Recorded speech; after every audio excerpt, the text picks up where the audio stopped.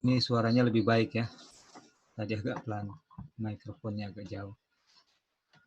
Baik saudara-saudara, puji Tuhan kita sudah belajar pelajaran dari buku yang merupakan khotbah dari Brother A.T. Jones, yang mana pada pelajaran yang lalu mengungkapkan fase ketiga daripada pikiran duniawi atau pikiran setan. Yang mana fase ketiga ini bukanlah paganism, bukanlah papacy, dan fase ketiga ini juga bukan spiritualisme yang senantiasa sedang kita pelajari, bahwa pada hari-hari terakhir banyak orang-orang akan mempercayai spiritisme atau hal-hal yang kelihatannya tidak rohani, tapi justru fase ketiga ini adalah pernyataan pikiran duniawi yaitu pikiran setan dalam bentuk dia datang seperti Kristus. Dan penyamarannya seperti Kristus itu sangat-sangat mirip karena dia menggunakan sebagian besar karakter Kristus dan sangat tipis saja, dan hanya bisa diketahui apabila saudara dan saya memiliki yang mengetahui yang asli, yang benar, yaitu dengan memiliki pikiran yang ada di dalam Kristus. Itu kuncinya supaya kita bisa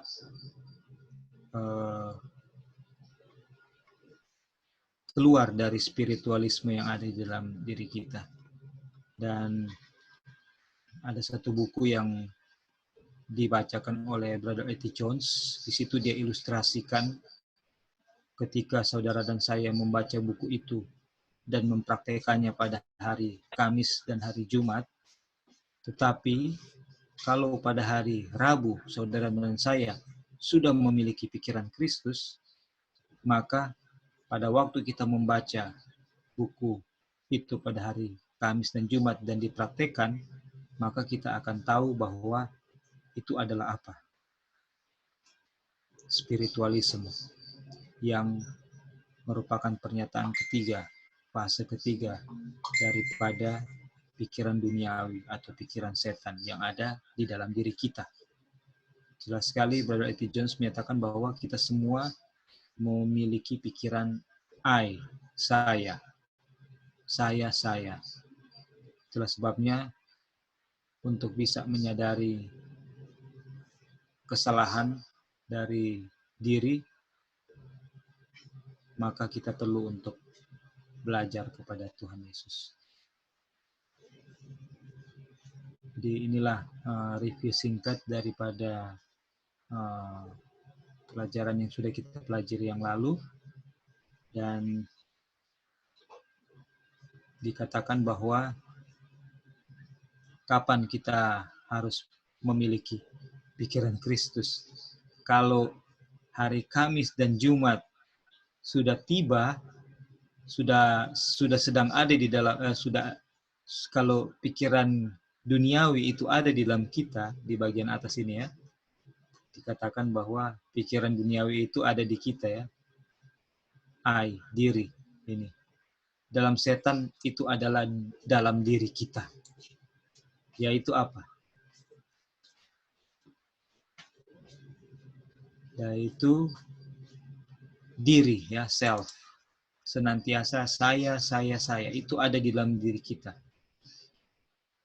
Jadi spiritualisme itu sudah ada di dalam diri kita, karena itu adalah apa? Pikiran duniawi yang ada di dalam kita dalam bentuk apa? Pikiran carnal mind ya. Dalam bentuk pikiran duniawi yaitu carnal mind atau natural mind. natural mind, itu sudah jadi naturalnya kita.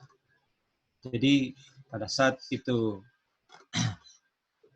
pelajaran Christian Science itu tiba dan kita belum memiliki pikiran Kristus, maka kita akan merasa kita adalah orang Kristen yang benar dan siap untuk memasuki gerbang surga. Kenapa?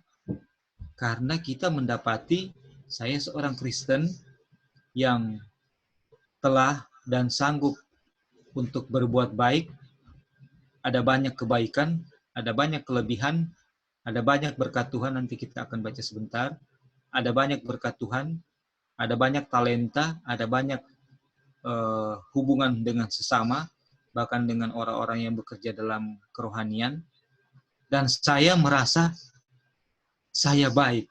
Aduh, hanya itu dia punya kunci. Saya merasa saya baik, siap untuk melewati gerbang surga. Saya baik-baik saja.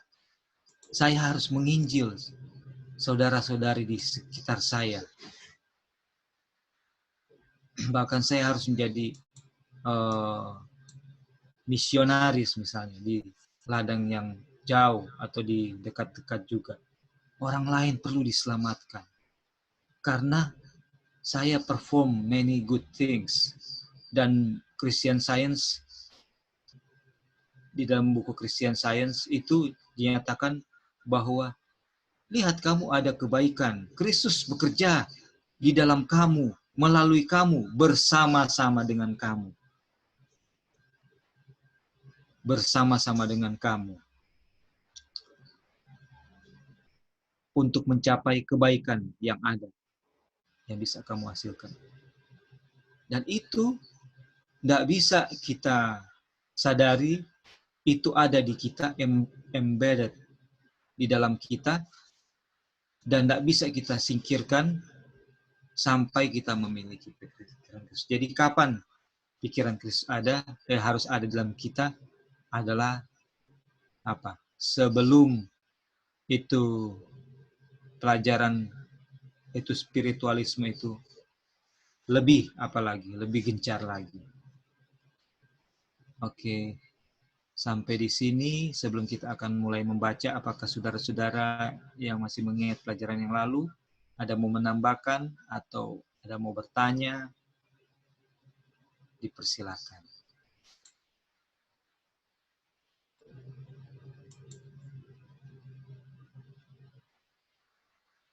Baik, kalau begitu Bro, kita akan ya enggak, tadi maksudnya apa namanya, kita merasa diri kita baik dan kita merasa kita punya tanggung jawab untuk menginjil. Itu ya tadi yang diungkapkan. iya. Bahkan kita juga merasa ya kita perlu untuk menginjil, bahkan bisa seperti itu, tapi ujung-ujungnya adalah saya merasa saya itu baik. Iya, hebat, benar itu. Jadi Itu perasaan itu, pikiran itu yang ada yang something wrong menurut pelajaran ini kalau kita merasa begitu. nah, makanya seperti ini. Saya ada sahabat-sahabat yang terobsesi untuk merasa terpanggil untuk menyampaikan kebenaran kepada orang lain. Dan pada kenyataannya bahwa tidak ada satupun yang datang kepada Tuhan. Kalau lihat dari semangat sahabat saya, luar biasa, berapi-api. Nah, saya bertanya-tanya dalam situasi ini tanpa berpikir untuk menjudge dia, tapi saya berpikir kenapa ada orang yang suka untuk melayani Tuhan, untuk yang seperti dibilang itu, tetapi nggak ada hasil apa-apa gitu loh. Menginjil sana sini, yang terjadi malah perdebatan, yang terjadi malah diabaikan, dan semangat untuk menginjil ini pertanyaannya adalah apakah belum waktunya, ya, itu satu. Yang kedua, apakah ini hanya obsesi diri sesuai yang bro bilang barusan, merasa diri baik? Yang ketiga,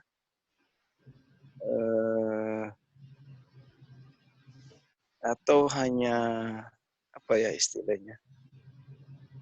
Hanya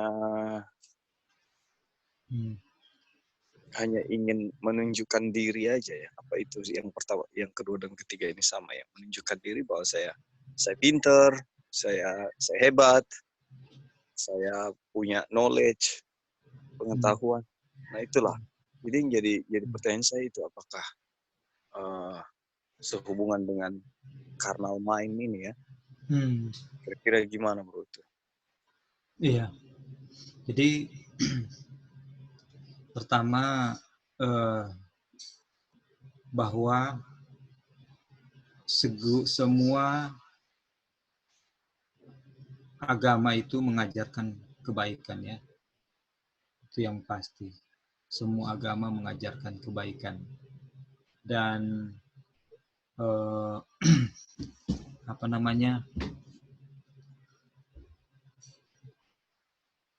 Di dalam, dan kalau dibawa kepada mulai lebih spesifik ke agama Kristen itu, di situ ada Kristus, menggunakan nama Kristus.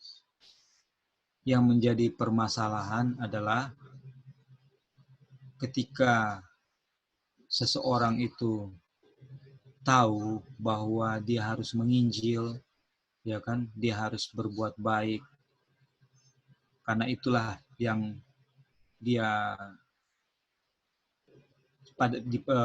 dia tahu sebagai seorang Kristen itu harus seperti itu gitu.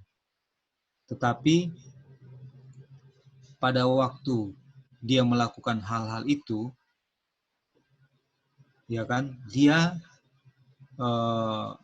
melakukannya misalnya karena program, ya kan, program daripada jemaat atau daripada kelompok. Kemudian dia melakukannya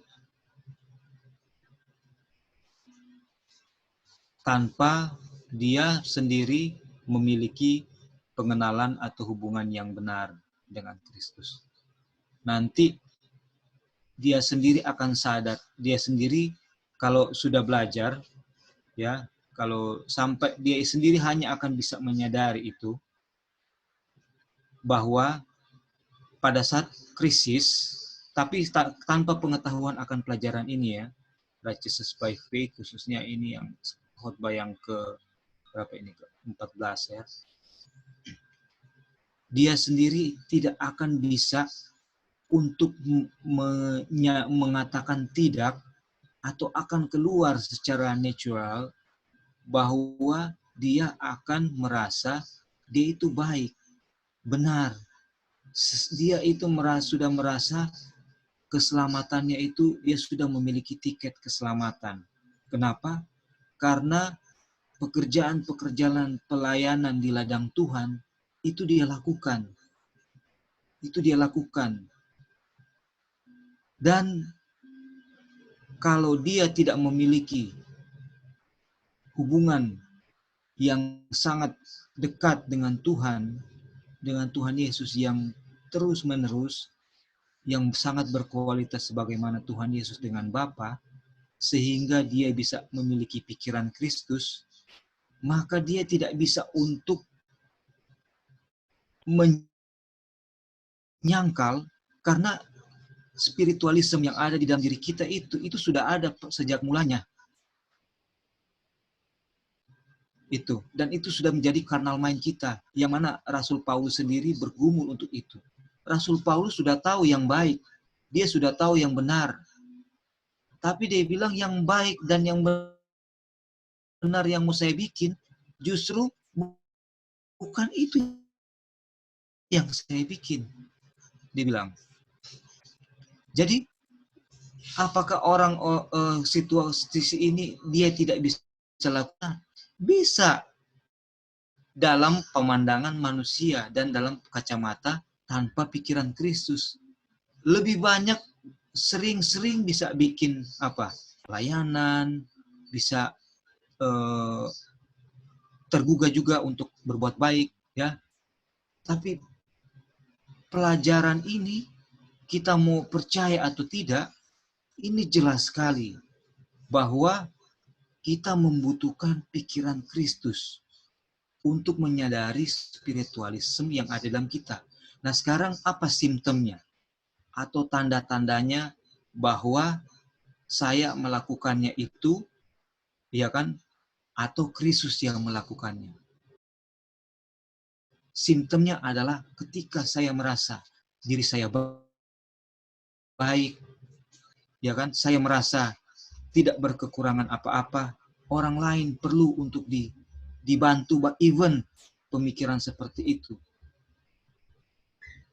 Kemudian ketika krisis akan kelihatan bahwa saya itu merasa diri saya baik dan lebih baik dari orang lain. Itu akan nyata itu. Itu menyata, itulah buktinya bahwa saya masih menerima spiritualisme yang ada di dalam diri saya. Dan ini sangat tipis, ya, sangat tipis. Saya sendiri saja bahkan dengan artinya begini, ya, dengan yang kita sudah sedang pelajari ini semua saja, mungkin saya dengan pasti bisa katakan bahwa saya belum bisa menjelaskan dengan paling tepat. Karena apa?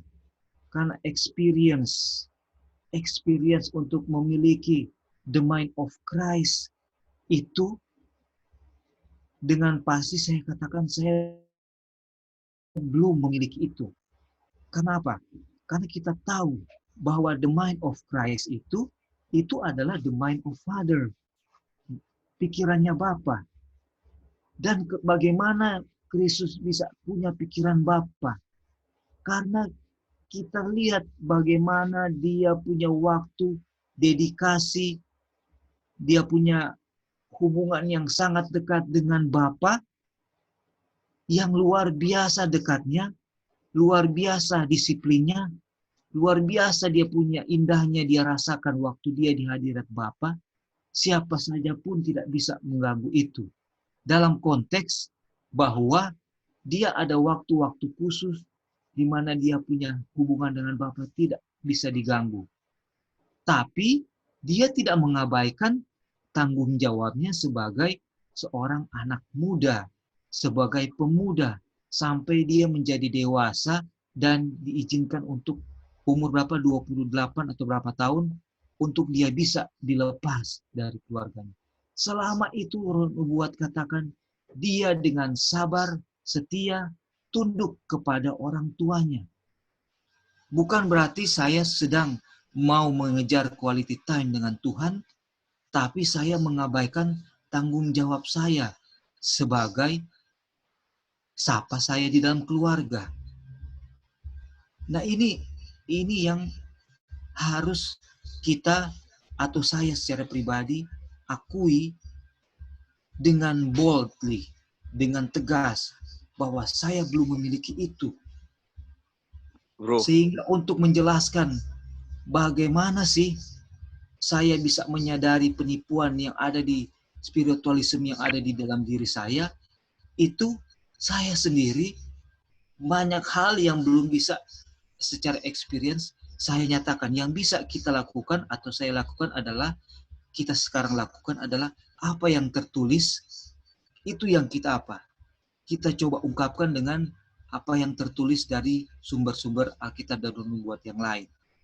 Karena kalau kita sudah betul-betul memiliki pikiran Kristus, baru kita akan bisa betul-betul menyadari penipuan, kejahatan yang ada dalam diri kita, yaitu apa kejahatan yang ada di sini yang sangat yang membedakan itu adalah I.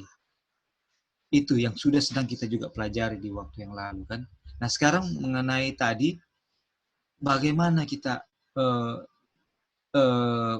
kita melihat inilah yang penipuan yang inilah pelajaran kita bahwa di dalam diri kita saat ini kita performs good deeds. Kita melakukan perbuatan-perbuatan yang baik. Kita melihat pekerjaan Tuhan tercapai melalui campur tangan kita. Kita melihat banyak hal-hal yang baik dan benar yang terjadi dalam diri kita. Tetapi kita tidak menyangkal bahwa kita juga itu baik. Karena yang tadi itu.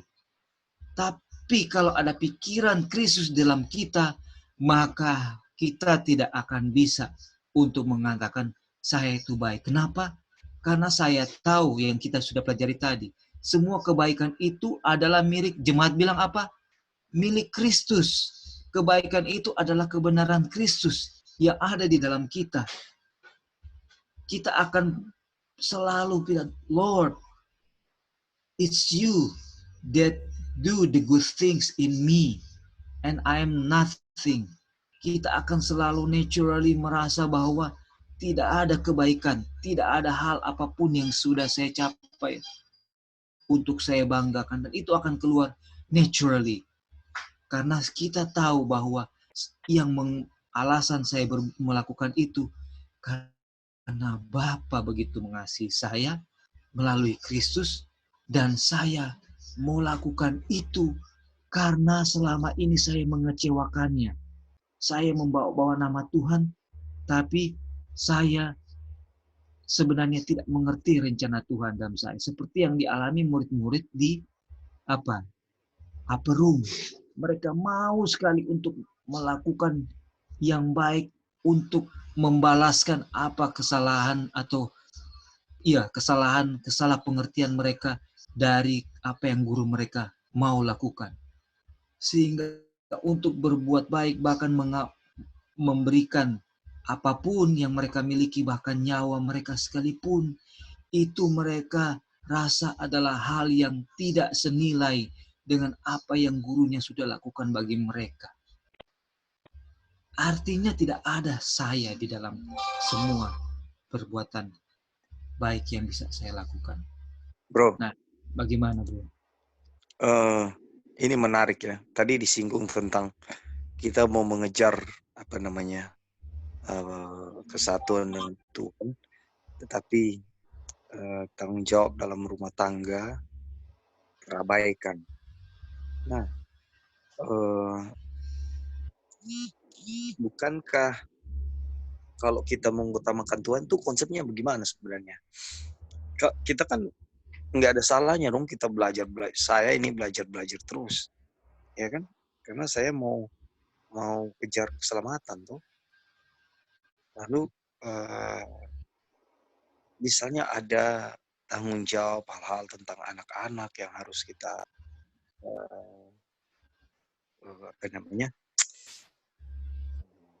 lakukan, tapi karena konsep saya ini mau mengutamakan Tuhan, saya mau kejar keselamatan, which is beberapa kutipan dan ayat bilang itu kita akan istilahnya meninggalkan suami kita, istri kita, anak-anak kita karena Tuhan. Sebenarnya ini penempatan konsep yang benar tuh yang mana, ya kan? Karena kalau kita lihat dari kita mau mengejar Tuhan, itu kan nggak salah, ya. Lalu kita harus mengutamakan Tuhan, itu kan nggak salah. Nah, ya ini bukan pemahaman saya, tapi saya mau mengemukakan ini karena ini yang viral dalam keadaan pengalaman kehidupan sehari-hari.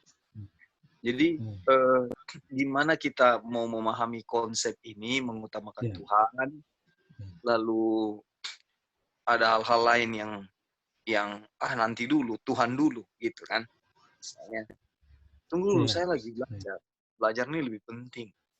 Dan pada akhirnya jawabannya orang tua dan bapak dan anak akan terpisah, suami istri akan terpisah karena kan. Nah ini maksudnya penempatan yang benar nih yang mana? Gitu. Iya, jawabannya cuma satu. Subjek pelajaran kita itu siapa atau apa? Cuman itu jawabannya. Jadi waktu saya belajar untuk dedicated time to study God's Word, ya kan? Dan itu memang perlu pengorbanan. Itu nggak bisa kita pungkiri bahwa there will be many things that we should put aside, kan, yang harus kita kesampingkan. Tapi salahnya itu hanya, atau benarnya itu hanya satu. Subjek yang kita pelajari. Dan di sini jelas sekali bahwa subjek yang benar itu adalah untuk memiliki the mind of Christ. Apa yang saya pelajari selama ini? Saya belajar dari firman Tuhan, saya Bible study, tapi subjeknya itu siapa? Kalau saya belajar firman Tuhan karena saya merasa hopeless untuk keberdosaan saya, dan semua orang pasti harusnya seperti itu. Karena no man is good, kan? Dan semuanya sudah transgress the law of God dan kehilangan kemuliaan Tuhan. Waktu saya merasa saya ini hopeless dan saya datang kepada Kristus, saya memandang Kristus, mempelajari kehidupannya, ajarannya. Waktu itulah yang menjadi subjek saya, maka hal-hal yang Bro bilang tadi itu akan pelan-pelan akan menjadi benar. Kenapa? Karena standar saya itu Yesus. Di mana Yesus di dalam dia punya hubungan dengan Bapa, dia memang mengesampingkan banyak hal yang tidak sesuai. Tetapi pada tempatnya.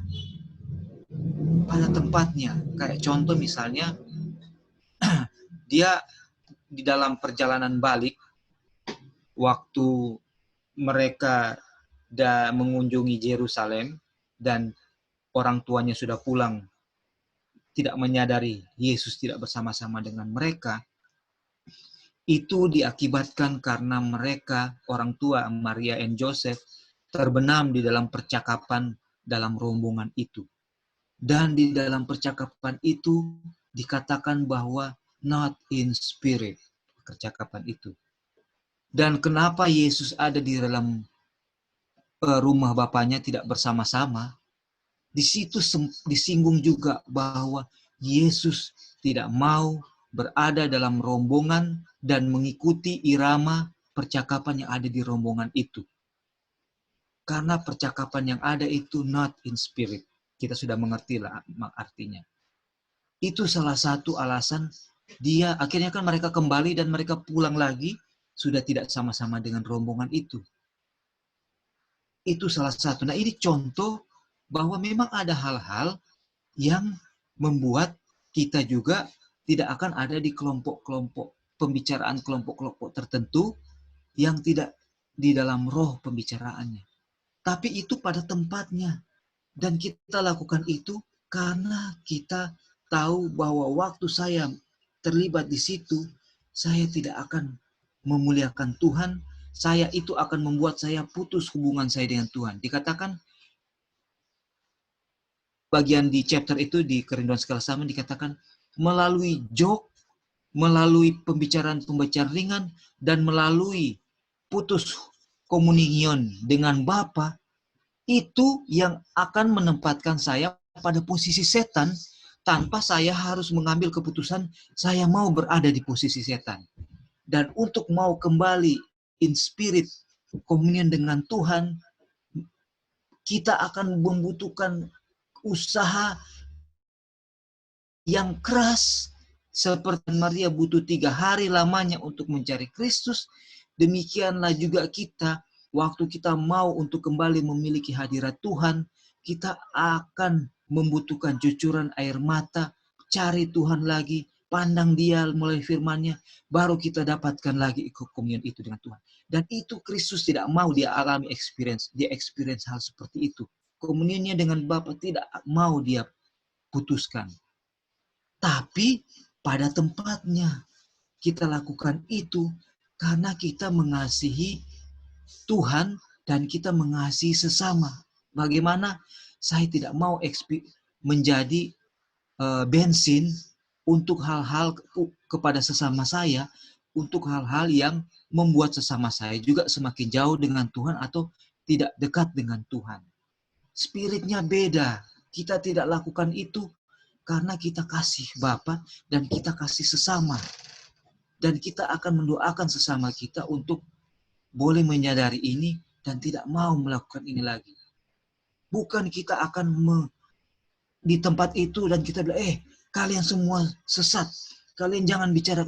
Kita akan menegur dengan not in spirit. No. Kita akan lakukan itu semua dengan spirit. Kenapa? Karena saya memiliki hubungan yang akrab dan in spirit dengan Bapa. Itulah yang Yesus miliki. Jadi untuk melakukan itu dengan cara yang benar harus terlebih dahulu kita punya pandang Yesus. Itulah pelajaran kita kan. Yeah. Jadi kalau kita mau pilah-pilah, mau clarify ini dengan pikiran duniawi, spiritualisme yang masih ada dalam kita tidak akan bisa mau clarify itu dan mau put it in the right place and in the right spirit. Itu. Kira-kira mungkin nanti teman-teman yang lain juga atau bro sendiri ada komentar boleh tambahkan. Iya, jadi saya sebelum komen ini kan bilang tentang hanya satu kata yaitu I. Nah, sangat tidak benar ketika kita mengejar sesuatu hal lalu yang lain terabaikan. Kan ayatnya melanggar satu, semua satu dilanggar, ya semua dilanggar juga kan. Satu hukum dilanggar, semua dilanggar. Artinya kalau ada tanggung jawab yang harus kita lakukan, lalu karena kita mau mengejar Tuhan, I mau mengejar keselamatan, ini pun tidak dibenarkan kan? Kan tidak ada kebaikan di dalam kita, bro kan? Ya, carnal mind kan? I dan I. Nah, itu aja kan prinsipnya sebenarnya ya. Jadi untuk mencerna situasi dan keadaan seperti ini pun saya sempat kelabakan. Tapi Tuhan juga yang mau kasih tunjuk bahwa tidak ada kebaikan di dalam diri saya. Sekalipun saya mau cari pengetahuan tentang Tuhan berjam-jam, ya. Karena itu saya lakukan untuk saya. Bukan saya lakukan karena saya mau mengasihi Kristus. Ya, jadi betul tadi konsep objek apa yang kita pelajari. Dan by beholding we become change itu satu moto yang sangat-sangat alkitabiah, di mana ketika kita tidak memandang kepada Kristus, kita memandang kepada hal yang lain, termasuk kepentingan diri saya harus selamat, saya mau selamat. Nah, disinilah namanya sifat yang Lucifer miliki waktu itu menjadi bagian kita tanpa kita sadari. Ya kan, kalau melihat mau belajar firman Tuhan itu baik. Tapi ketika kita mengabaikan hal yang lain, disinilah kesalahan kita. Dan kita tidak dibenarkan dalam hal itu. Satu pelanggaran, melanggar satu, melanggar semua. Di mana ya? Yakobus ya? Yakobus. Iya, Yakobus 2:10. 2:10 ya. Iya. Jadi itulah yang kiranya boleh jadi buat saya pribadi ini penting sekali karena kadang terlibat dalam situasi seperti itu. Jadi maksudnya jangan salah pandangan selain kepada Kristus. Kalau tadi yang berbilang ya, kalau kita terus memandang kepada Kristus dalam hal pelajaran, dalam hal mempelajari karakternya, dan tuntunan Tuhan hari demi hari kelihatan loh. Kelihatan kerinduan kita itu kelihatan. Dan rasa cinta akan Tuhan itu dia bertumbuh. Walaupun nanti kepenuhannya kita sudah belajar yang sangat. Tapi kalau kita tidak pernah mau belajar karakternya, ya, tidak pernah mau mempelajari hal yang penting. Apa istilahnya meat in the season ya? Iya, Makanan yang harus kita tepat makan. waktu. Iya, Nah, itulah bro. Thank you bro ya. iya, thank you. Itu terima kasih to come up with itu adalah bagian dari pelajaran kita, bro. Itu adalah bagian yang sudah sedang dibahas oleh Brother Eddie Jones, bahwa kebaikan yang ada di dalam kita itu, itulah yang membuat kita tertipu. Dan kita semua mengalaminya, kita semua. Dan yang pasti for sure adalah mungkin saat ini, atau itu pasti, kita mungkin sudah sedang mengalami atau melakukannya. Karena kita ingat pelajaran penekanan dari Brother Eddie Jones bahwa pekabaran yang dibutuhkan oleh umat Tuhan saat ini adalah pekabaran Laodikia, dan apa pekabaran itu? Kristus yang ditinggikan. Itulah objek pelajaran kita. The uplifted Christ. Kristus yang ditinggikan. Kalau objeknya itu the uplifted Christ, maka yang bro tadi case yang bro tadi nyatakan itu, dan itu ada di dalam kita dan pasti ada di saudara-saudara kita juga, maka itu bisa akan ditempatkan on the right place antara kapan untuk mencari Tuhan, quality time, dan kapan tanggung jawab itu dilakukan. Itu semua itu akan kita lihat penempatannya dengan sangat baik oleh demonstrasi kehidupan dan ajaran Kristus. Itu kita akan lihat dan kita akan bisa mengerti bagaimana kita menghargai juga saudara-saudari kita yang membutuhkan apa? Tanggung jawab kita untuk menyatakan kebenaran pada mereka, dan juga membutuhkan kita untuk membantu mereka dalam kebutuhan fisik mereka. Itu semua seimbang, akan dilakukan secara seimbang karena kita mengasihi mereka dengan sepenuh hati. Karena kita cinta sama mereka. Kita lakukan itu karena kita mau mereka juga punya kebutuhan dipenuhi, dan mereka juga mau untuk kita mau juga ketika mereka punya kebutuhan fisik yang terpenuhi yang kita bisa bantu, itu mereka akan gunakan waktu mereka untuk mencari Tuhan, memandang Tuhan, belajar kepada Tuhan. Itulah motifnya. Dan itu akan terbentuk kalau kita apa? Subjek pelajaran kita itu adalah Kristus yang ditinggikan. Itu Lali tadi mungkin mau menambahkan, silakan Li. Oh iya, itu yang ini kan pelajaran sekarang ada tentang spiritualisme ya Kak ya. Iya. Iya. Kalau dulu kita pernah yang chapter 13 kalau 12 yang kita bahas waktu lalu yang tentang kepausan dalam diri kita. Jadi kadang-kadang kita pikir sesuatu yang dulu kita pelajari, kepausan apa, spiritisme Iya. apa. Tetapi sebenarnya spiritisme itu tentang kalau kita diri sendiri kan yang bikin. Makanya kayak misalnya yang case Kak Dolphin tadi bahas kayak bubble study. Tapi bubble study itu untuk saya diri sendiri, jadi dengan gara-gara itu saya bisa diselamatkan, itu bisa juga spiritisme. Tapi itulah memang keadaan dunia sekarang, itu penipuan setan juga seperti itu, dan kita sudah tahu itu. Dan itulah yang kita alami juga dulu ya, kita punya masalah itu semua. Dan ketika kita lihat orang lain juga seperti itu, itulah tanggung jawab kita untuk bagaimana mereka bisa selamat. Jadi tapi itu dia kembali lagi ya, maksudnya kayak perumpamaan tentang dirham yang hilang, mereka hilang tapi mereka tidak tahu hilang.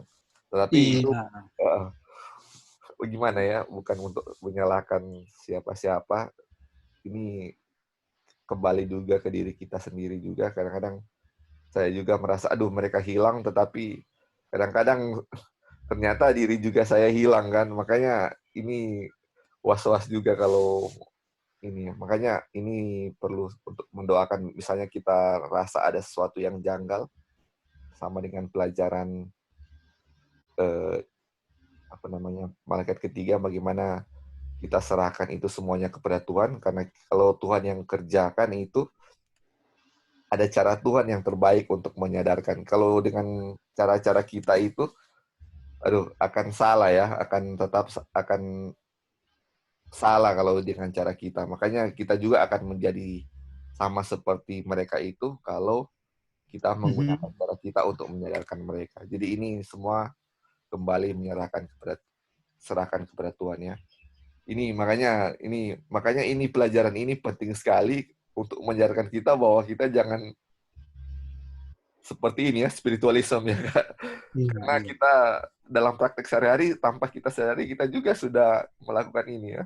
Iya, betul. Kadang-kadang kalau mau lakukan apa kita sudah kita tanpa sadar kita sudah bangga, udah senang dengan apa yang kita pasti kerjakan tanpa sadar. Sekali. Itulah yang betul harus sekali. Betul itu.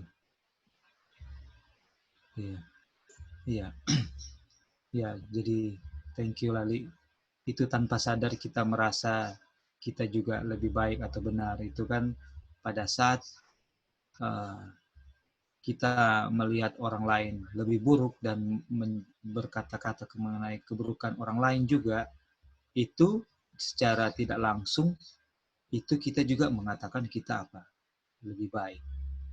Karena kita membandingkan kita dengan orang lain itu dengan kita.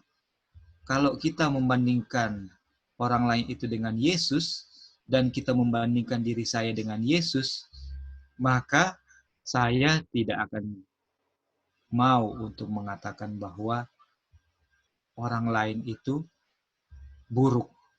Karena saya melihat saya buruk. Kalau saya buruk, saya melihat noda-noda di saya. Terus saya melihat noda-noda di saudara-saudara saya. Bedanya kalau kita melihat noda-noda di saya karena saya memandang Kristus, kasih penarikan Kristus akan menarik saya ke kaki salib Kristus dan menuntun saya kepada pertobatan. Itu yang akan saya experience. Dan waktu saya experience itu, kemudian saya melihat noda-noda di wajah saudara saya, apakah saya akan mengatakan bahwa dia itu tidak layak untuk menjadi umat Tuhan atau dia itu dengan segala noda-nodanya? Bukankah saya ada noda yang barusan saya minta Tuhan untuk hapuskan? Dan kemurahan yang sudah saya terima, itu akan secara naturally, kalau itu saya experience karena saya pandang Kristus, dan itu masih menguasai pikiran saya, which is itulah pikiran yang Kristus mau ada dalam saya, waktu saya lihat noda-noda di saudara saya akan apa? Saya akan mendoakan mereka, saya akan mulai memikirkan bagaimana caranya, apa yang sudah saya experience, itu dia experience juga. Saya akan, gimana saya bisa menyatakan Kristus kepada dia, dia butuh Kristus. Karena saya juga dulu seperti dia, malahan lebih parah lagi. Bahkan saya masih parah, tapi saya sudah ada Kristus yang mau menolong saya untuk tinggalkan apa yang harus saya tinggalkan. Dan itu akan menjadi sifat alamiah kita. Ya kan? Bukankah para syuhada, martir-martir yang kita baca di kemenangan akhir, kematian mereka itu karena kasih mereka kepada siapa? Kepada Tuhannya. Ya kan, sehingga mereka tidak mau menyangkal iman mereka. Dan bukankah hasil daripada perbuatan mereka itu akan membuat orang lain mengenal Tuhan juga? Ya kan? Kenapa siapa yang menerjemahkan Alkitab ke dalam bahasa Jerman yang pertama? Kita lupa siapa namanya. Dan dia akhirnya tertangkap juga kalau nggak salah ya. Apa motif dia menerjemahkan Alkitab dan juga yang lain-lainnya ke dalam berbagai bahasa? Karena kasih mereka kepada Bapa. Dan kenapa mereka kasih kepada Bapa mereka melakukan itu? Karena mereka mau orang lain juga mengenal Bapa melalui Alkitab yang mereka terjemahkan. Karena mereka mau orang lain mengalami pertobatan melalui membaca firman Tuhan, bahwa selama ini keselamatan hanya melalui Kristus, bukan melalui naik tangga Yakub yang ada yang diajarkan oleh kepausan. Fase pertama daripada carnal mind, fase kedua, ya kan, setelah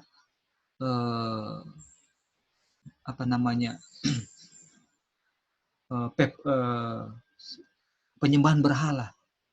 Nah, itu yang apa? Itu yang akan lebih kita experience dalam kehidupan kita kalau kita semakin mempelajari akan Kristus.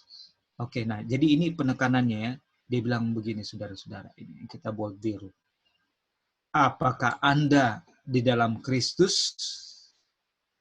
Dia jawab sendiri. Tidak. Jika Anda tidak mengakui diri Anda bersalah, tidak berdaya, orang-orang berdosa yang dikutuk. Nah, saudara-saudara, jadi waktu kita baca ini, kita bukan akan mau sekarang, oh ya, saya akan berdoa, Tuhan, saya bersalah, saya orang berdosa yang dikutuk. Tapi saya tidak ambil waktu untuk memandang Kristus.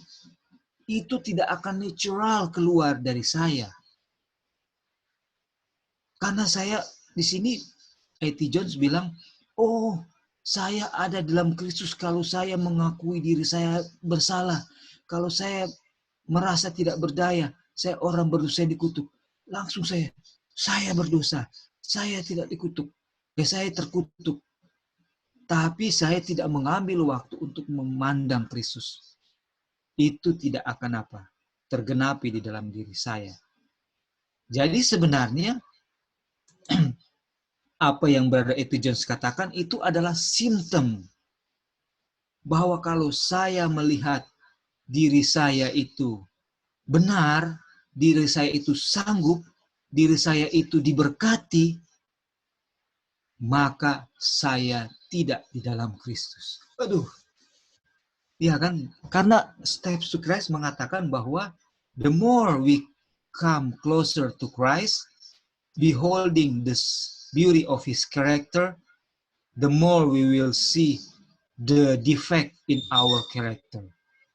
Jadi, itu yang akan kita alami.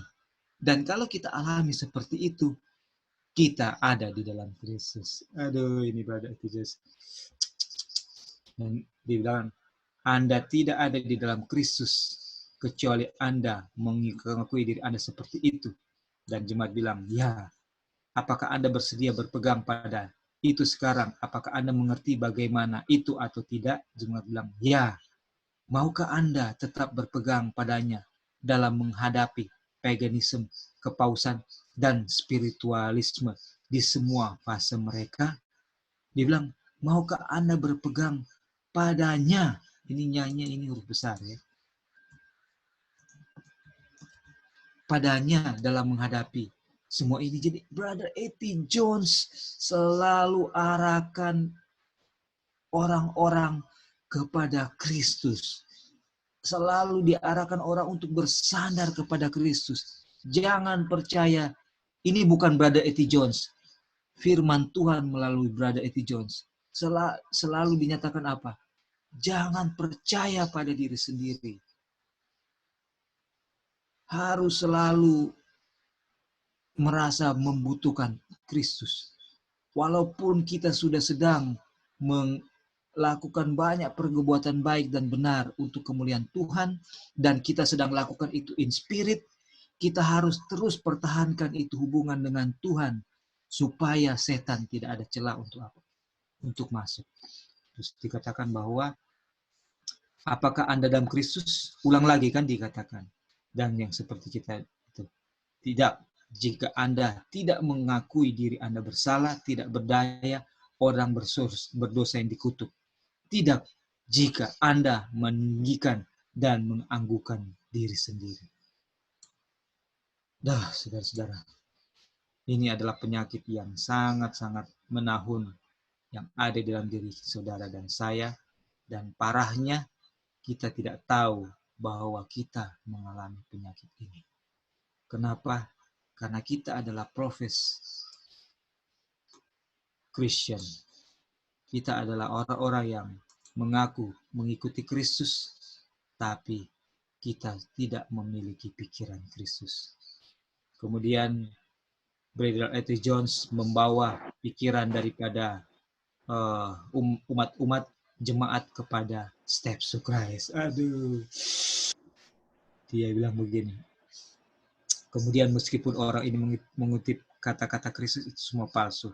Anda tahu bahwa volume 4, ini dia bilang testimony, ya, testimonies volume 4, memberitahu kita, ini dari SOPs dari Roh Nubuat, ya, memberitahu kita bahwa ketika setan sendiri datang dengan kata-kata ramah yang diucapkan juru selamat, dia akan berbicara dengan nada yang hampir sama dan akan menyebarkannya kepada mereka yang tidak memiliki pikiran Kristus. Jadi saudara-saudara, setan datang dengan cara seperti Kristus.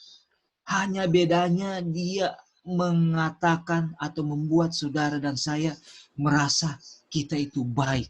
Karena dia ajarkan kita untuk lakukan kebaikan. Dia ajar kita untuk berbuat kebaikan. Dan kita seakan-akan sanggup melakukannya. Tapi dia akan ajarkan ujungnya, engkau baik, engkau benar. Itu tipisnya. Dan itu hanya bisa disadari kalau kita memiliki pikiran Kristus. Dan apa steps to Christ katakan? Ini, saudara-saudara, tidak ada keselamatan bagi kita, tidak ada keamanan bagi kita, tidak ada obat untuk kita sama sekali selain memiliki pikiran Kristus. Oh, ini masih pernyataan Brother Ethel Jones, ya. Nanti sebentar dia akan kutip daripada Roh Nubuat. Dan itu juga terjadi melalui semua pekerjaan kita. Ini bukan hanya untuk pendeta, itu untuk semua orang. Oke. Sampai di sini sebelum kita mulai oleh teman-teman yang boleh mulai bantu membacakan. Nah, silakan tambahan. Ya, silakan. Apakah mau menambahkan?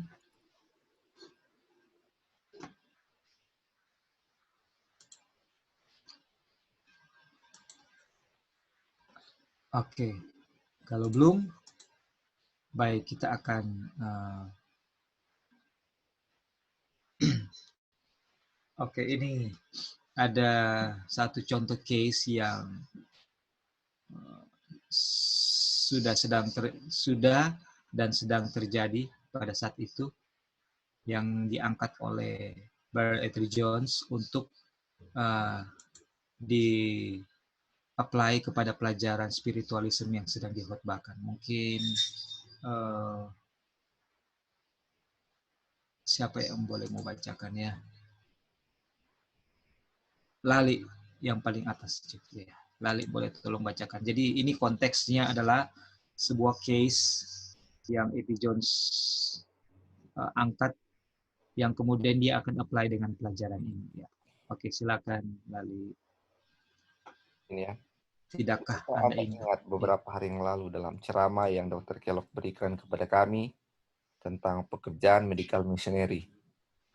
Bagaimana dia melihat dan lama melihat kekurangan dalam sistem pengobatan untuk menjangkau dan memudahkan pikiran. Apakah Anda tidak ingat bahwa dia memberitahu kami bahwa dia menyadari kekurangan ini dalam semua praktek medis?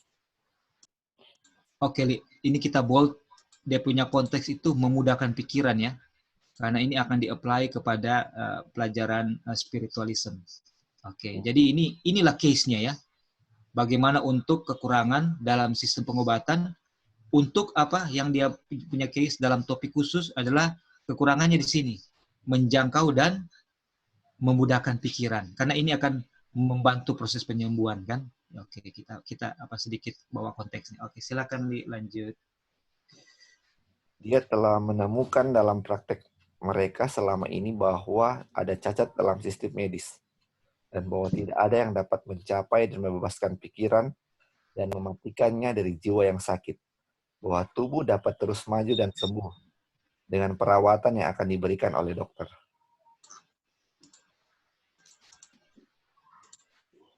Iya. Oke, sampai di sini nanti Lali lanjut. Apakah Lali sudah mau tambahkan atau? Belum sih Kak, tapi kalau Oke. misalnya masih ingat tentang Cure Mind yang dulu pernah bahas di Ministry of Healing, Mind Cure. Iya. Itu Iya, kan tapi kita belum tahu ya ini yang Dr. Kellogg maksudkan apa. Iya, iya, oke. Cuman yang waktu di Mind Cure itu kan ada cara untuk mengobati penyakit dengan hipnoterapi. Tetapi itu kayak menghipnotis, mempengaruhi pikiran seorang untuk mengalihkan pikiran itu, sehingga kita tahu kan dengan hati yang senang adalah obat kan. Obat, Jadi iya. kalau kita mengalihkan perhatian begitu bisa untuk mengobati penyakit. Tetapi kita belum tahu ya selanjutnya ini apa yang Dr. Kellogg maksudkan, ini masih DP latar belakang. Ya, oke. Ya. Ya, Tapi ya kita sudah mulai mau menganalisa dan meraba-raba lah ya arahnya kemana. Oke, silakan lanjut, Li. Dia telah menemukan dalam praktik mereka selama ini bahwa ada cacat medis. Oh iya, sudah ya. Cacat dalam sistem. Dalam sistem medis. Dan bahwa tidak ada yang dapat mencapai dan membebaskan pikiran dan mematikannya dari jiwa yang sakit. Bahwa tubuh dapat terus maju dan sembuh dengan perawatan yang akan diberikan oleh dokter. Saudara-saudara, belumkah Kristus memenuhi kekurangan yang ada di semua sistem medis di dalam miliknya, sistem medis yang dia berikan kepada kita oleh rohnya sendiri? Pikiran Kristus untuk merawat, untuk dokter, untuk membawa ke yang tertekan dan yang sakit, dan yang menderita dan yang binasa, dan mendapatkan pikiran penderita pada Yesus Kristus, dan memiliki pikirannya, mengambilnya dari diri sendiri. Kemudian pasien beristirahat, dokter dapat melanjutkan dan merawat tubuh, dan itu akan sembuh. Sementara pasien menikmati berkat dan damai sejahtera Yesus Kristus dan pikiran yang dia berikan. Tidakkah Anda melihat bagaimana hal itu terjadi melalui semua pekerjaan Anda? Dan itu adalah salah satu hal di mana-mana. Bagian ini juga bukan hal baru bagi dokter. Tapi ketika dia memberitahu kita tentang kerusakan pada sistem medis, saya ingin Anda melihat bahwa pikiran Kristus akan menyediakan kekurangan itu. Nah, lanjut Jo, nggak apa-apa. Nanti masih ingat dia punya konteks yang kasus itu. Nah, lanjut Jo dengan ini. Ya. Saya membaca dari kesaksian. Ya. Kamu tidak ada dalam Kristus jika kamu meninggikan dan memuliakan diri. Nah, sekarang ini kutipannya. Nah, ini dia. Ya. Jika ada kebaikan di dalam dirimu, itu sepenuhnya disebutkan oleh belas kasihan Juru Selamat yang berbelas kasih. Ya. Kelahiran Anda, reputasi Anda, kekayaan Anda, bakat Anda, kebajikan Anda, kesalahan Anda, filantropi Anda, dan atau apapun dalam diri Anda atau yang berhubungan dengan Anda tidak akan membentuk ikatan persatuan di antara Anda jiwamu dan Kristus. Oke. Silakan Nih, kembali dulu ke case ini. Apa problemnya, apa solusinya yang dikasih oleh yang problemnya yang Dr. Kellogg bawakan ada sesuatu kekurangan di medis ya, tetapi kita belum dapat kekurangannya apa. Apakah yang ini yang ini Li, kekurangannya adalah fokus kepada menyembuhkan tubuh pasien, tapi pikirannya tidak dibebaskan, tidak mendapatkan rest. Itu. Oh iya, itu yang Dr. Kellogg bawakan ya? Iya. Iya. Jadi harus tubuh dirawat, tetapi pikiran nggak dirawat. Iya. Jadi itu kekurangannya ya. Tapi ini George mau kasih dia punya solusi. Apakah kenapa nggak kasih pikiran Kristus aja ya? Jadi istilahnya. Tapi Oke. Dimulai dengan siapa pikiran Kristus itu dikasih? Apakah perawat dan dokter. Saya tidak memiliki pikiran Kristus, kemudian sebagai perawat dan dokter saya tidak punya pikiran Kristus, kemudian saya kasih kepada itu. Pasien. Tapi dia bilang melalui siapa dulu harus terima pikiran Kristus? Perawat dan dokter. Itu. Makanya, iya ini penting sekali ya kalau misalnya perawat dokter sudah ada pikiran Kristus, waduh, untuk merawat pasien luar biasa ya ini. Makanya kenapa kalau kasih pekabaran medical missionary harus tahu pekabaran malaikat ketiga ini juga ya. Itu Kayak dulu kita aduh. semua berniat untuk bikin sanitarium, tapi belum tahu ini Pekabaran ini jadi apa garis good. akhirnya diri Puji kita Tuhan, Li, ya. diingatkan, akhirnya Bagaimana, Li? Bayangkan, Li, kalau Tuhan izinkan, ya, kita yang binasa kita jadinya. lagi running sanitarium, dan kita semua belum tahu pekabaran ini dan tidak memiliki pikiran Kristus. Aduh. There will be problem yang seharusnya tidak jadi problem, akan Iya, jadi iya. problem. Di antara sesama pelayan bahkan. Iya, betul. Akan kacau malah. Aduh, ini. Kacau. Dan walaupun kelihatan running good, tapi sebenarnya pasien banyak yang apa? Ya akan jadi korban. Iya, Aduh. betul. Karena kita lagi hidupkan spiritualisme ini, Li. Pelayan-pelayan dokter dan itu atau siapa yang ada di dalam sanitarium sedang lakukan spiritualisme, sedang lakukan good things, tapi berasal dari diri sendiri. Dan akan merasa diri baik, benar. Mengerti kan, Li, ya? Tapi kan kita di situ lakukan pelayanan, kita katakan di sanitarium. Saya merawat, saya juga buka kutip-kutip ayat Alkitab juga, even itu saya lakukan. Tapi ketulusan yang sangat murni tidak akan dirasakan oleh pasien. Pasien tidak merasakan Kristus di dalam kita yang sedang melayani pasien. Itu. Dan dia tidak akan dapatkan rest. Aduh. Halo Kak Roy. Ya, silakan Joy. Iya, aduh bagus sekali ya ini pelajaran yang orang dapat sekarang ini. Jadi kita langsung ingat kutipan Ellen White yang bilang, yang orang tahu, 90% penyakit kan datang dari pikiran. Iya. Jadi kalau dokter dengan perawat atau, ya janganlah bilang dokter dengan perawat, orang lah yang mau merawat orang sakit. Kalau orang ada the mind of Christ, dan orang salurkan itu kepada pasien-pasien, bukankah itu yang mereka butuhkan? Karena bisa saja they're living a good lifestyle, tapi pikirannya nggak ada pikiran Kristus. Makanya nggak ada rest kan? Betul toh? Jadi karena nggak ada rest, makanya sakit. Nah itu yang kurang kan, yang A.T. Jones bilang kan, nah itu yang kurang. Jadi untuk menolong, jadi sebenarnya intinya gini, orang udah dapat dia punya kunci. Untuk menolong orang lain, harus ada the mind of Christ dulu. Itu dia. Nggak bisa kita tolong orang lain untuk having the mind of Christ, bisa disembuhkan dari penyakitnya kalau nurse, physician, atau anybody yang mau take care belum ada the mind of Christ. Makanya betul sekali Ellen White bilang, pekerjaan medical missionary nggak bisa dipisahkan dari the third angel. Bisa. Sudah mulai bisa. Lebih uncover ya.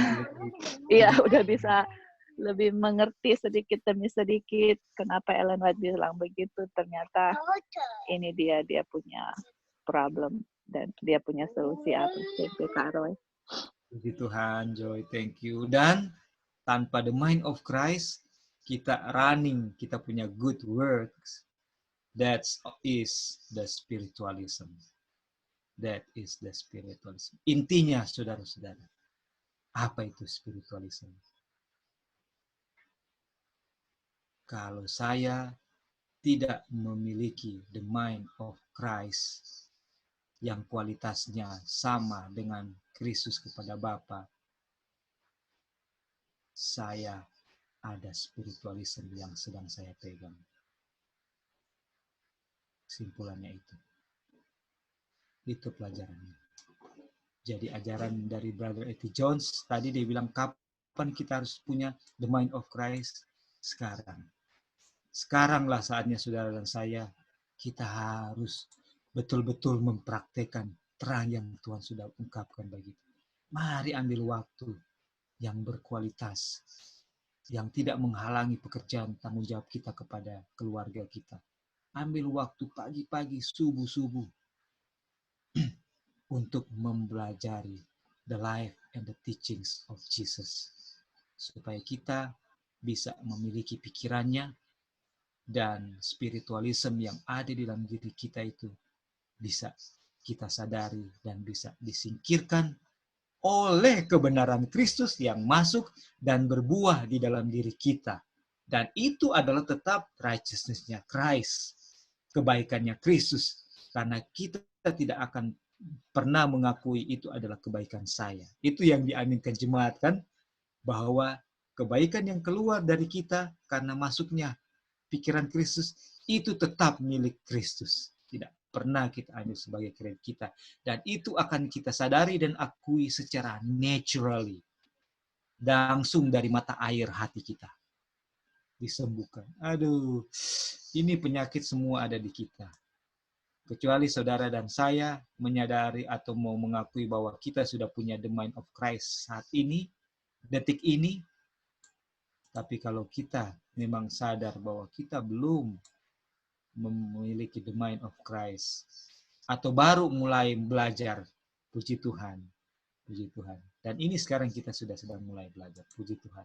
Semua ini karena kebaikan Tuhan saja boleh diungkapkan kepada kita. Dan dunia sedang tunggu ini.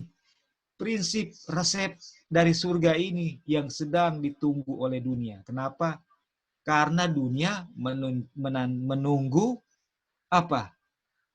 144.000, kita ngerti lah konteks menunggu orang-orang yang memiliki the mind of Christ untuk mentransfer the mind of Christ kepada mereka.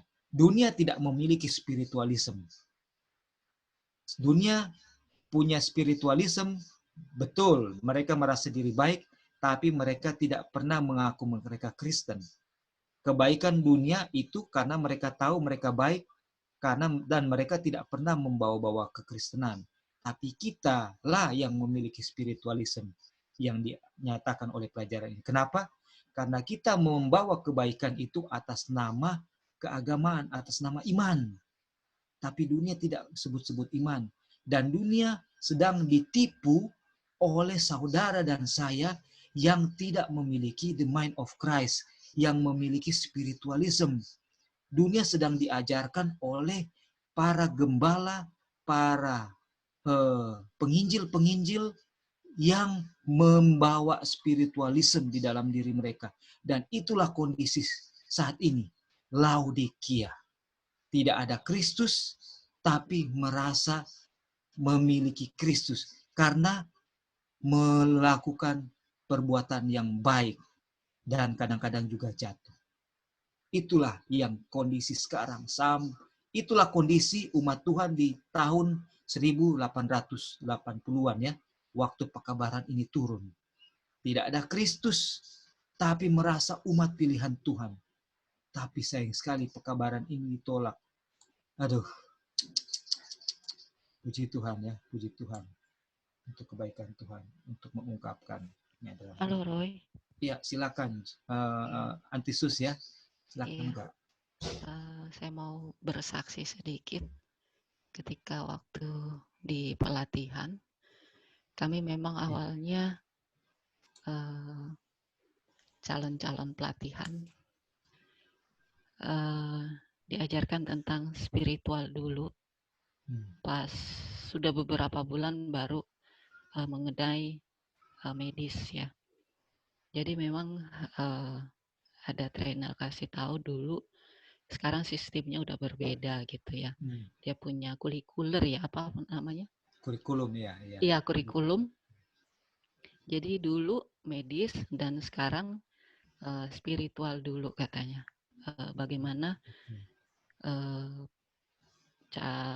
para peserta ini harus dikenalkan melihat Kristus dulu.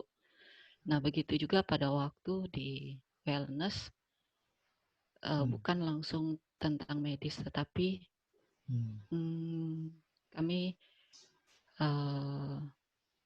berdoa bersama-sama gitu ya, dan mengucap syukur bagaimana kebaikan Tuhan dan bagaimana merasakan tuntunan Tuhan Jadi malaikat pertama gitu yang kami kabarkannya itu takut akan Tuhan. Iya.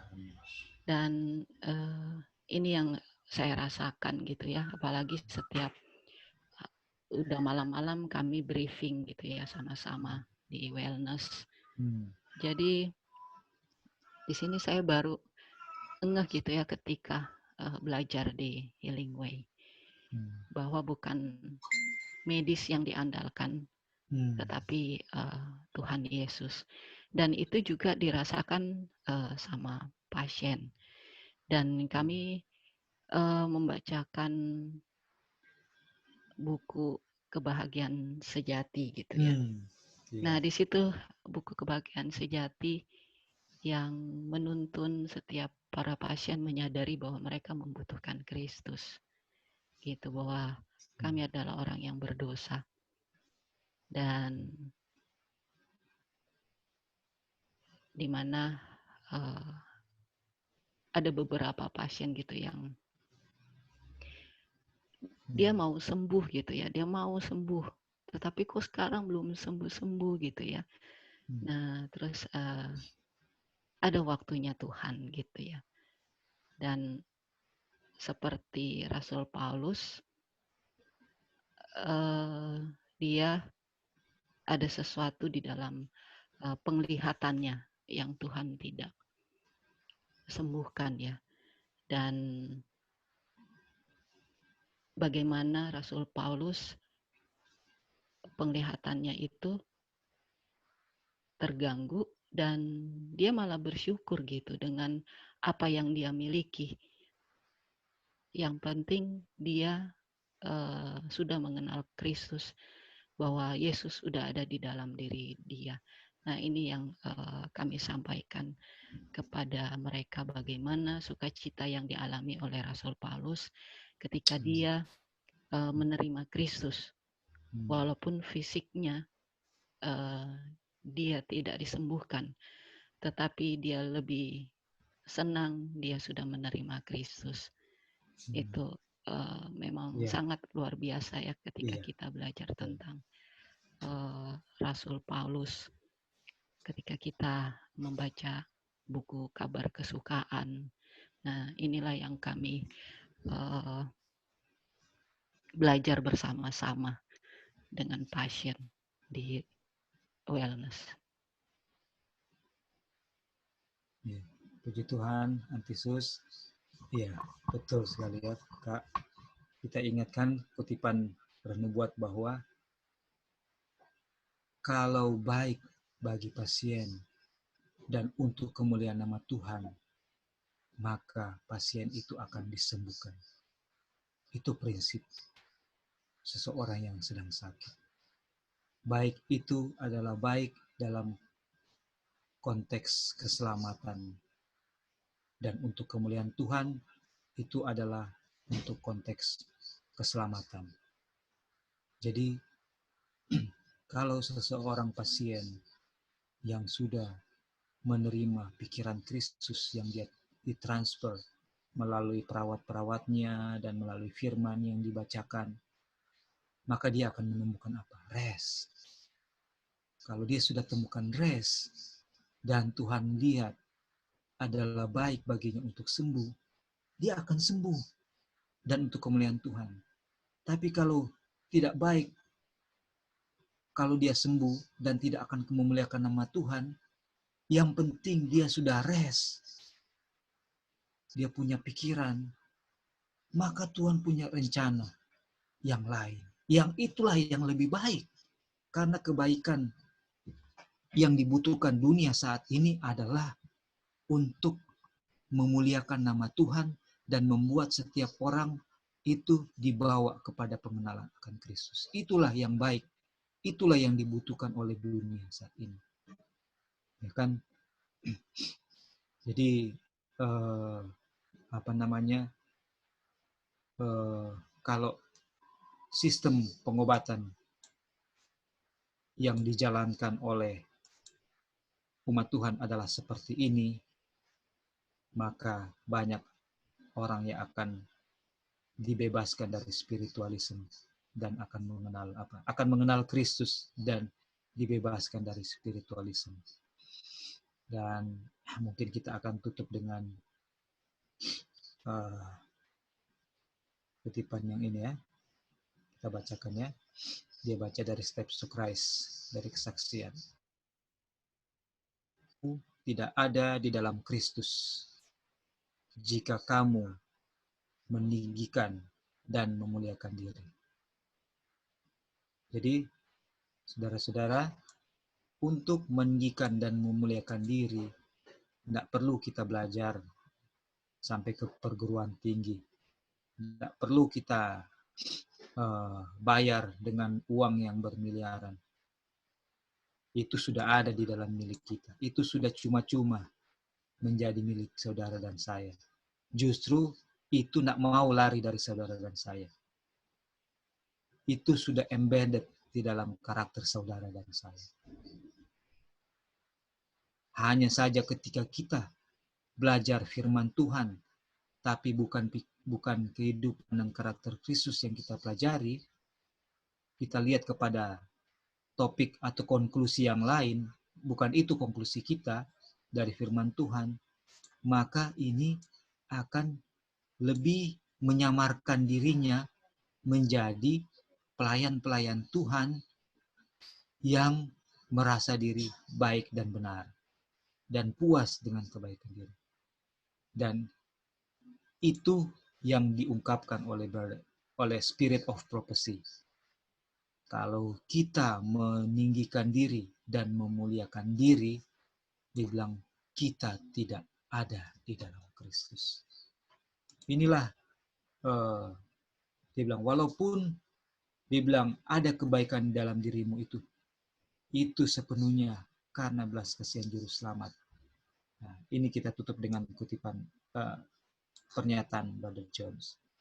Kelahiran Anda, reputasi Anda, kekayaan Anda, bakat Anda, kebajikan Anda, kesalehan Anda, filantropi Anda, atau apapun dalam diri Anda, atau yang berhubungan dengan Anda, tidak akan membentuk ikatan persatuan di antara Anda, jiwamu, dan Kristus. Jadi, saudara-saudara, jelas sekali bahwa semua yang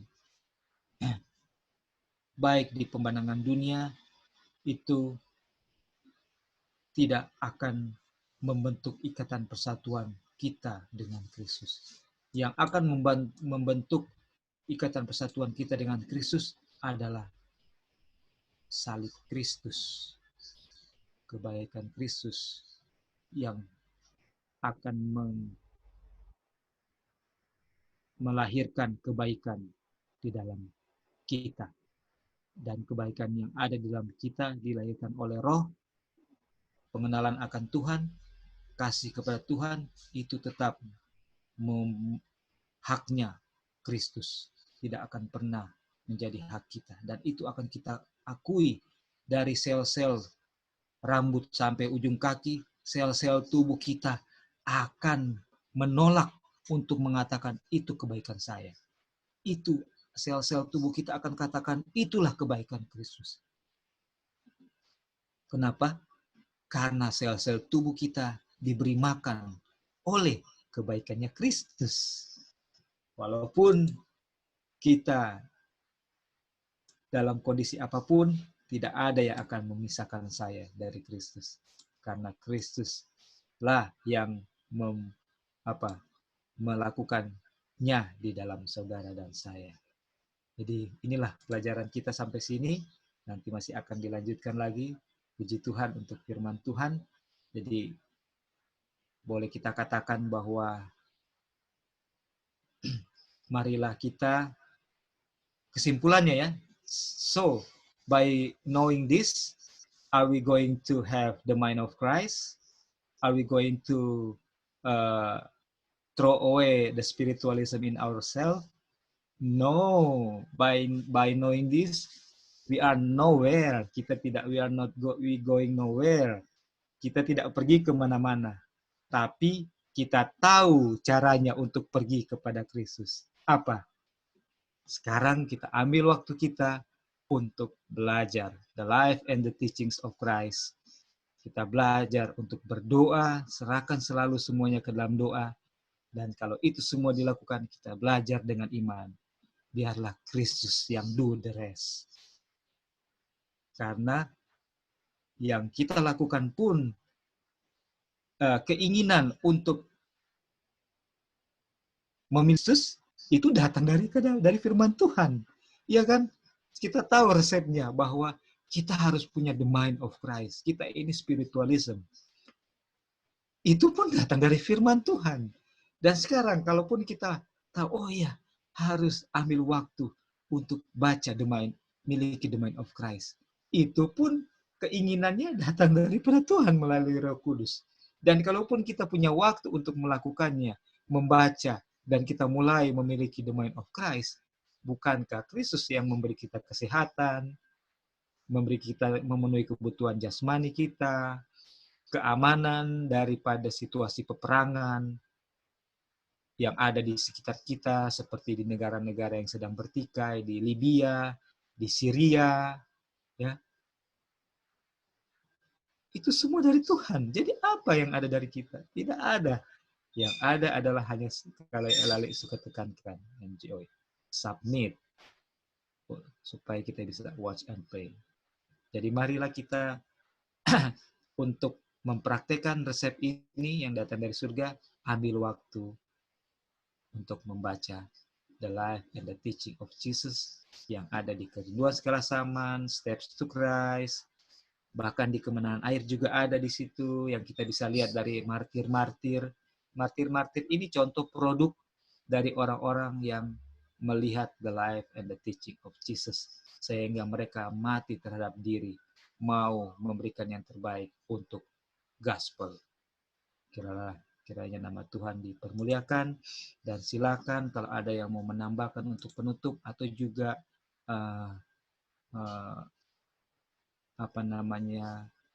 untuk penutup atau kesimpulan atau pertanyaan yang mungkin bisa kita bahas di waktu kesempatan yang berikutnya.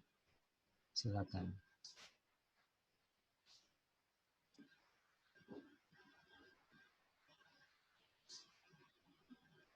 Oke, kalau sudah tidak ada, mungkin nanti disimpan untuk pertemuan berikut. Puji Tuhan untuk pekabarannya. Jadi saudara-saudara, biarlah kita sama-sama mengambil waktu kita untuk lebih dekat, memperbaiki hubungan kita dengan Tuhan, karena itulah kebutuhan kita, agar semua perkataan, perbuatan, angan-angan hati kita itu bersumber daripada perbuatan, perkataan, dan angan-angan hati daripada Yesus yang belajar daripada Bapa. Kiranya nama Tuhan dipermuliakan dan menjadi kekuatan bagi kita semua. Amin. Oke. Baik, kalau Antisus boleh menolong untuk pimpin dalam doa, dan kita akan tutup dalam doa, dan mungkin ada usulan doa yang perlu didoakan, dipersilakan.